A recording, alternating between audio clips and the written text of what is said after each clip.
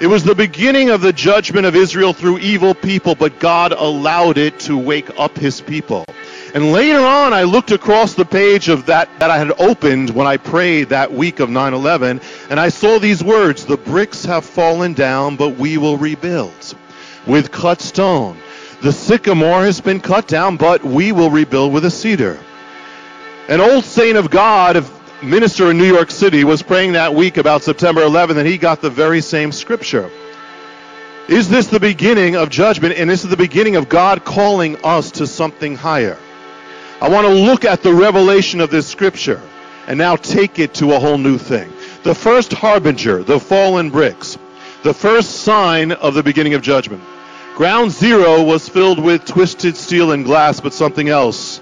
The Associated Press writer Richard Pyle said for 3 months the 16-acre site had the look of post-World War II Berlin, reduced to piles of bricks. Another one wrote tons of twisted metal, bricks, and ashes. Another of glass and bricks. The second harbinger, the call to rebuild, instead of being humbled by it or seeking the Lord, the call to rebuild. Well, soon after 9/11 came the call to rebuild. It was going to be called the Freedom Tower. It was the beginning of the rebuilding of Ground Zero of New York City in America.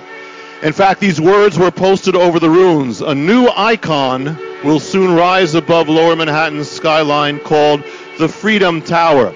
Interesting, in the Septuagint version, the ancient Greek translation of the Hebrew Scriptures, when it translates this verse from Isaiah, it says this. It says, the bricks are fallen down, but we will build for ourselves a tower. Let us build a tower. The third harbinger, they vow to rebuild bigger, better, and stronger than ever. The commentaries specifically use the words. They say they will vow to rebuild bigger and better. Well, the leaders of America, of New York City and New York State, they gathered at Ground Zero, and they made a vow.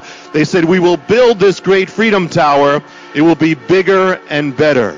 We will show the world that we stand taller than ever. In the past few months, this all made headlines, the controversy over the rebuilding of Ground Zero. A man came into it called Donald Trump with his own plan to rebuild, and this is what he said specifically. He said, I want to see the World Trade Center built maybe a story taller. We should have the World Trade Center bigger and better. The fourth harbinger is the cut stone. In Hebrew, the word is gazit, the gazit stone. And again, as I said, it comes from the word cut. It was quarried stone out of the mountain, big rectangular blocks of massive stone. And the thing is, they took the stone, and this stone was to become the symbol of the rebuilding of Israel. We will rebuild upon this. On July 4th, 2004, just last year, an object was lowered by crane onto the site of Ground Zero. It was a stone. The leaders of the city waited for the stone to come down. It was the beginning of the rebuilding of Ground Zero. And they called it the Freedom Stone, the first stone of the tower. The scripture said the bricks are fallen. We will rebuild with gazit, cut, quarried stone, mountain rock. It so happened that the stone that was lowered down was gazit stone. It was the stone quarried out of the mountains of New York. CNN did a story on it, or there were many stories on it. It said they were laying the symbolic ceremony, the laying of a 20-ton granite cornerstone quarried, hewn from the Adirondack Mountains. The governor visited the stone. They made a big, gigantic ceremony about the stone, and they praised it. New York's mayor, Michael Bloomberg, said, by laying this magnificent cornerstone, we are sending a message to people around the world.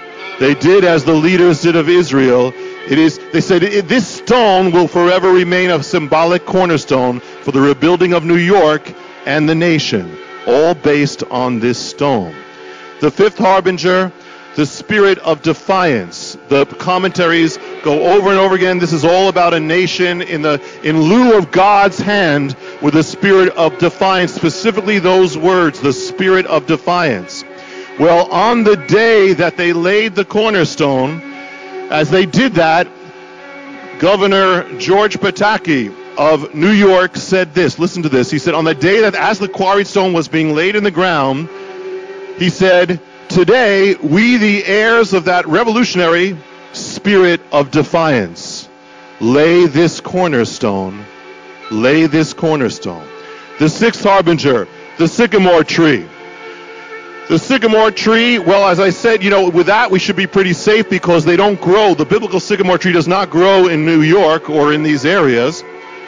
The Bible, though, records the sycamore tree being struck down a sign of judgment. It even says in Egypt the sycamore tree was struck down as a sign of judgment.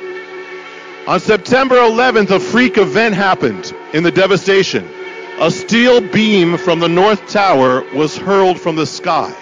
As the tower fell, it went through the air and struck down an object. It was a tree. The next day, the people returned to ground zero. They found a tree lying on the ground, pierced by the beam of the falling tower.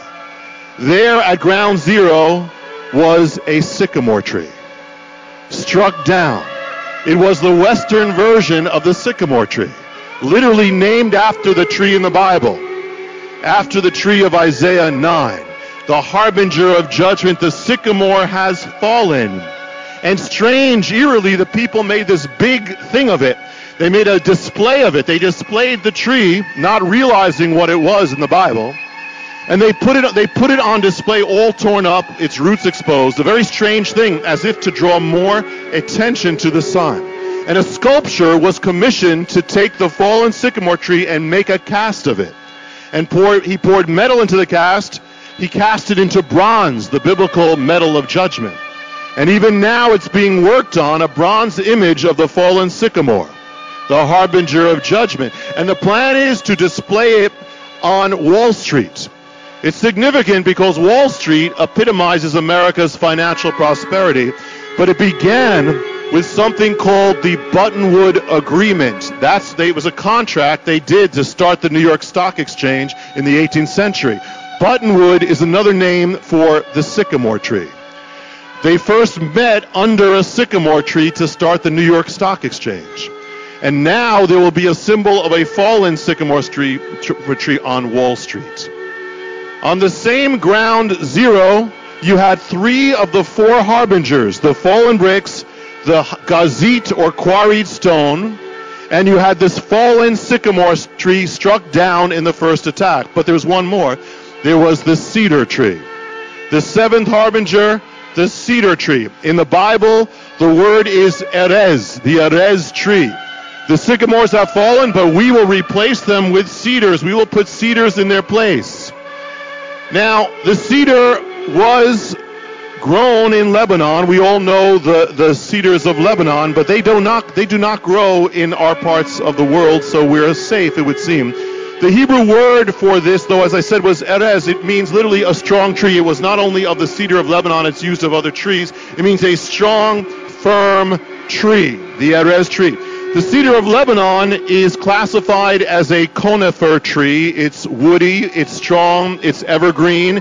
It belongs to the Pinnaceae family of trees. It has needle-like leaves. It has cones. It is a pine tree.